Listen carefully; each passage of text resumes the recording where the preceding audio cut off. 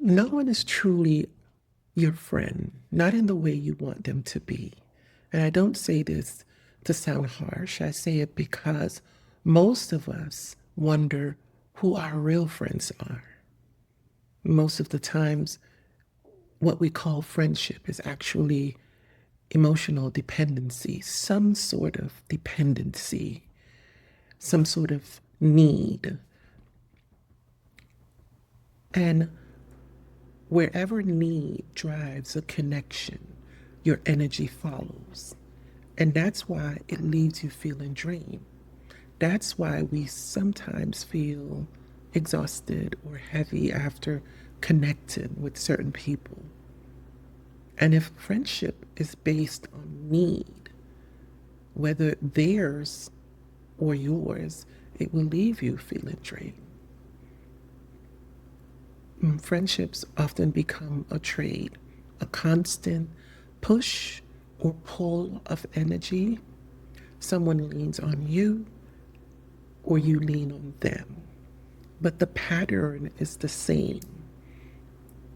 It's all about filling a need. And the paradox is that the very things we're seeking outside of ourselves, be it support, understanding, validation, are actually the things we need to recognize and cultivate more within ourselves.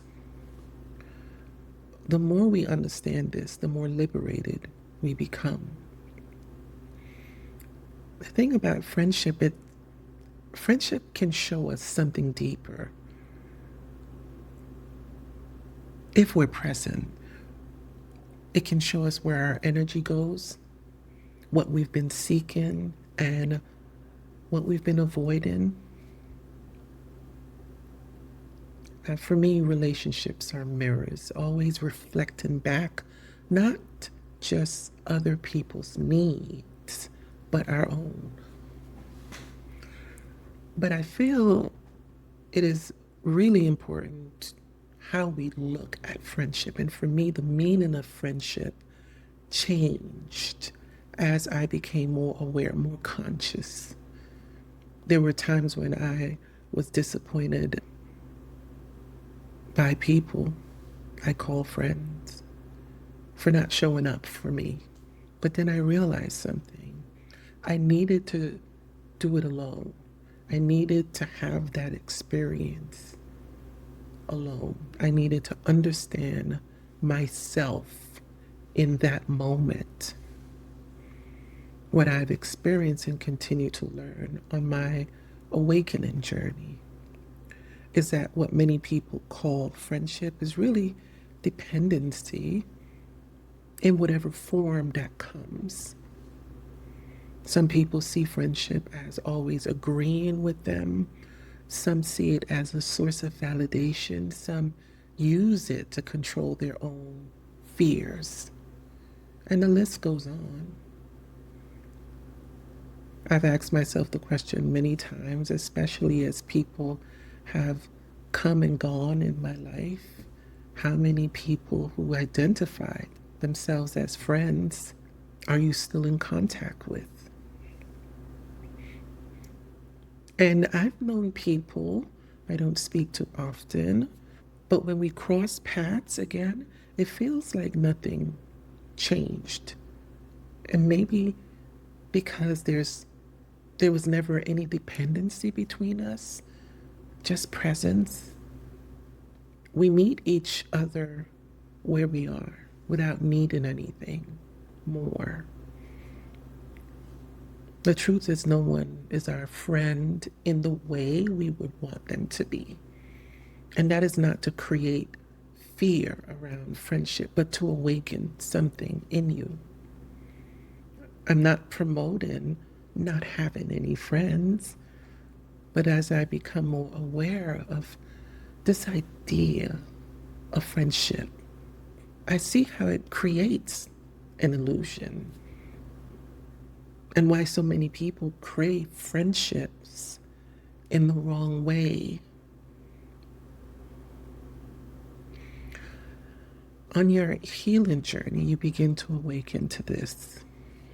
And not only awaken, but accept the acceptance of this. You become more aware of relationships that are based on external validation, based out of need. And that need becomes your energy. It drives you. It drives your actions, that need. Sometimes the phone rings, and the moment you see the name, something in you gives off an alarm. You think, you're thinking to yourself, oh Lord, not because you don't care, but because you already know this isn't just a call to connect. It's a call to unload. It's not a call to check in. Maybe it's a call to unload where there's an emotional need.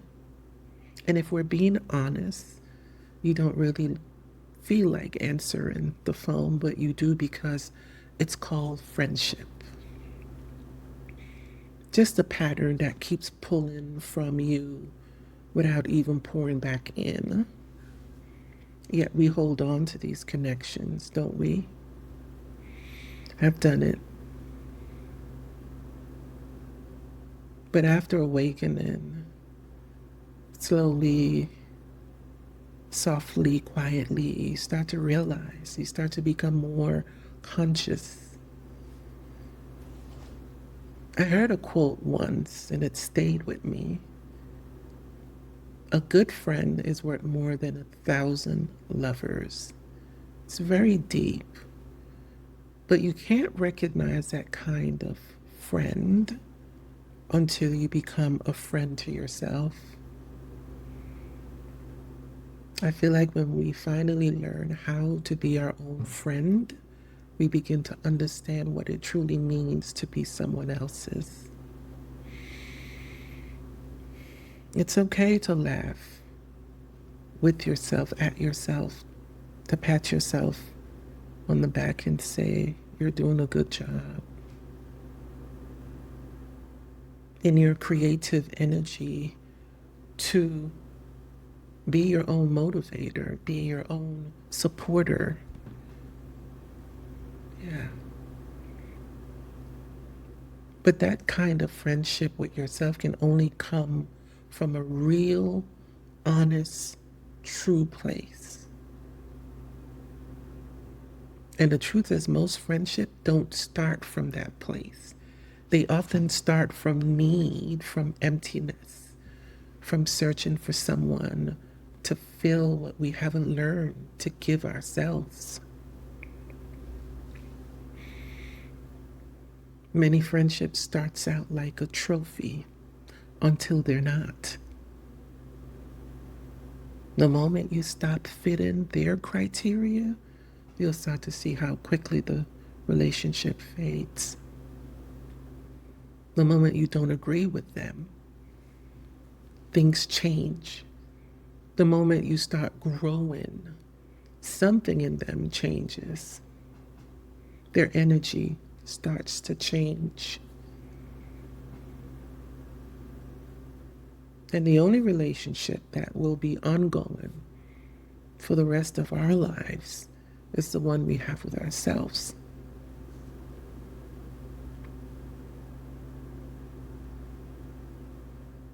In a universal way, a universal reflection, we're all neighbors, we're all connected in some sort of way. No matter how near or how far we are from each other, everyone is my neighbor. The more presence deepens within, the more you recognize that. To hold on to the notion that a friendship will give you what you need is to forsake your own friendship with yourself. We must learn to stand alone. And on your awakening journey, this you must face. This you must face. Only then are we truly free, truly detached. And that's what awakening does. We learn not to be attached to these things. This reflection is not about having no friends. It's about looking honestly at how we see friendships and how we rely on friendships to fix us, to save us. But the only one who can win yourself back, the only one that can save you is you. When you really look at it, can you trust a friendship more than you trust yourself?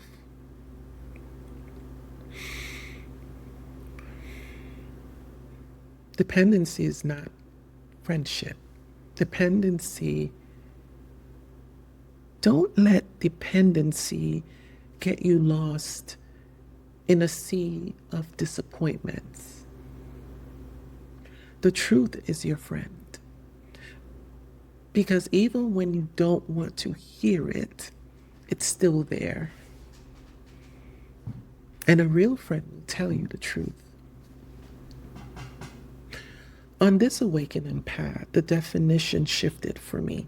It moves from agree with me, validate me, save me, to something quieter, presence, honesty, mutual respect, a space to grow. That's what friendship means to me now. Not performing, not pretending, not keeping scores. If someone asks me for help and I can help, I will. But that doesn't mean that you can depend on me every time. I might not be available when you need me, or I may not have the capacity to help you in that moment. And that's not me betraying you, that's just truth. As you become more aware, you'll notice the folks who can hold silence with you, who can hear the truth even if it stings, who can celebrate you without needing to own you. For me, the spaces in my life that are open, I don't need to fill them, if that makes sense. I don't need to fill them. Sometimes I just sit in awareness, present to what is. It's enough to be fully in the moment. I already have a handful here.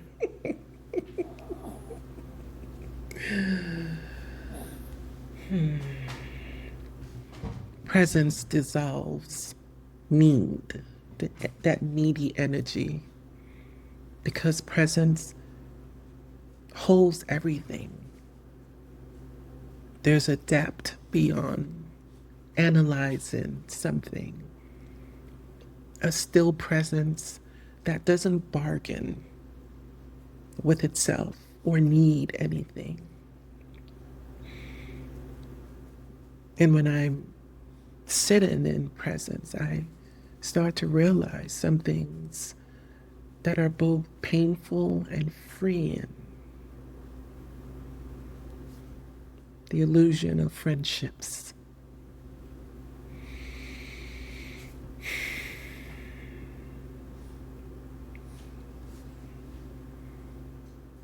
Me saying I don't need friends might sound arrogant, but when I sit in presence, there's nothing missing.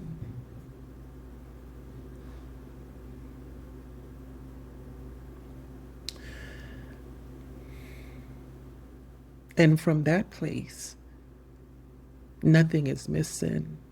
Then relationships become real.